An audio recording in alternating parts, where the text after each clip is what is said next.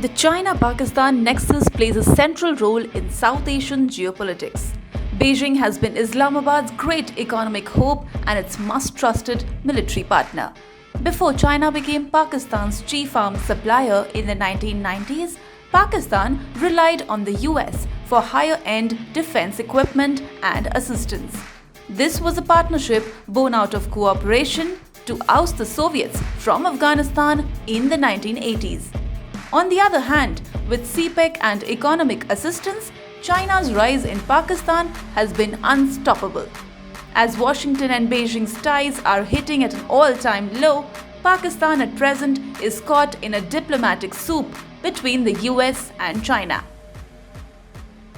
So is Pakistan trying to double-date China and US at the same time, or Islamabad-Beijing bonhomie is fading?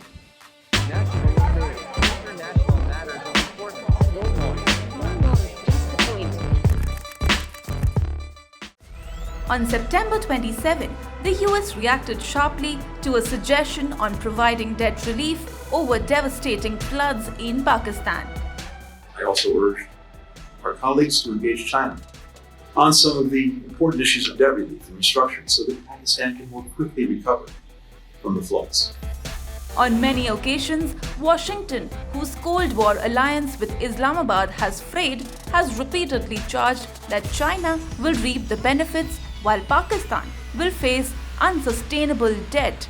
In response, Chinese Foreign Ministry spokesperson Wang Wenbin called out the US for passing unwarranted criticism against Pakistan-China cooperation and urged it to do something real and beneficial for the people of Pakistan.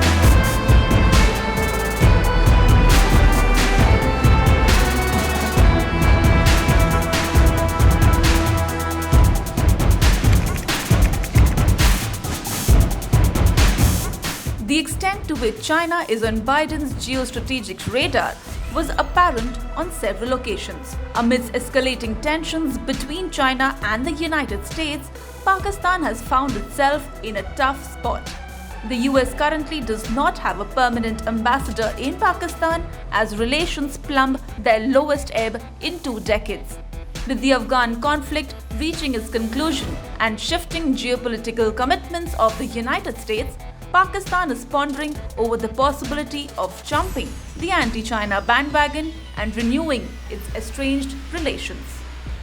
It is an absolute honor and a privilege to be here in the State Department and meeting with you, Secretary of State, particularly in light of our 75-year diplomatic relations, and we're going to get an opportunity to celebrate those today. I think that Pakistan and the United States have shown over the last 75 years that we've been great partners,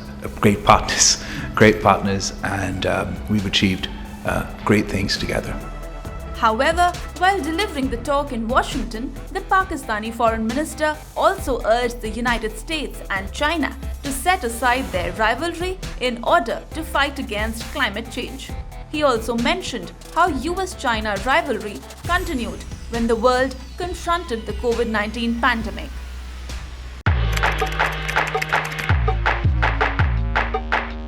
China expanded its influence in Pakistan while the US and Europe remained focused on the war in Ukraine. Between 2017 and 2021, China already cemented its place as Pakistan's largest supplier of major arms, including fighter aircraft, warships, submarines, and missiles. However, Pakistan, which has long depended on Western equipment for its armed forces, are facing quality and reliability issues with newly inducted Chinese equipment, with the main battle tank failing post-delivery tests and a freshly procured heavy artillery gun facing multiple technical issues during firing trials. There have also been delays in supply of field artillery guns by China's Norinco, and the production of main battle tanks has been temporarily halted.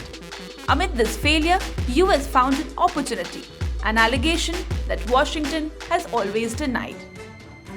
In strategic circles, the US is reported to be impressed with Pakistani Army Chief General Qamar Javed Bajwa's move to extend direct military support to Ukraine against the Russian invaders, by supplying ammunition to Ukrainian forces.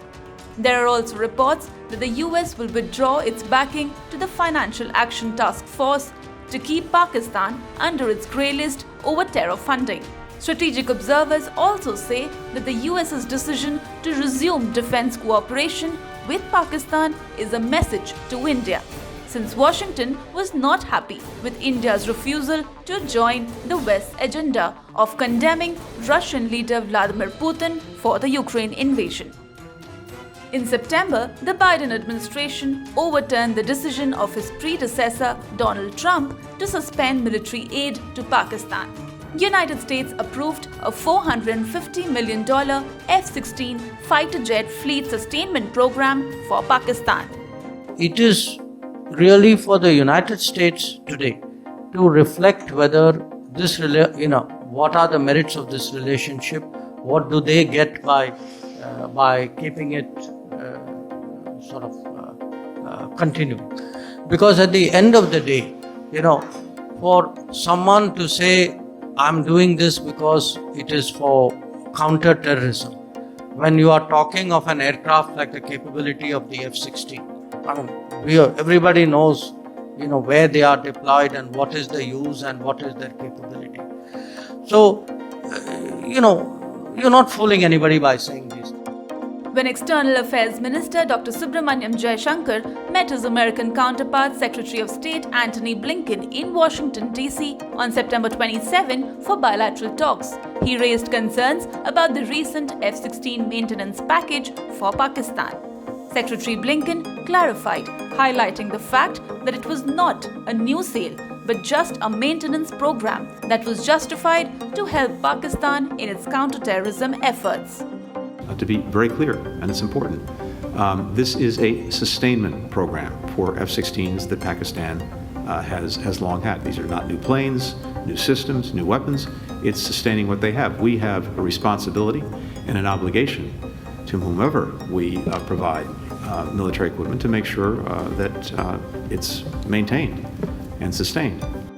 The relationship between Pakistan and US has not been like that of Islamabad and its iron brother Beijing. China has invested billions of dollars in the CPEC infrastructure. However, amid long delays in the completion of projects and building up arrears, the once much celebrated CPEC running up to Gwadar and Balochistan is increasingly becoming dysfunctional, leading to increasing frustration in both countries. The rift between Islamabad and Beijing widened more when China's confidence in Pakistan's ability to protect Chinese workers in the country was seriously shaken after a series of attacks.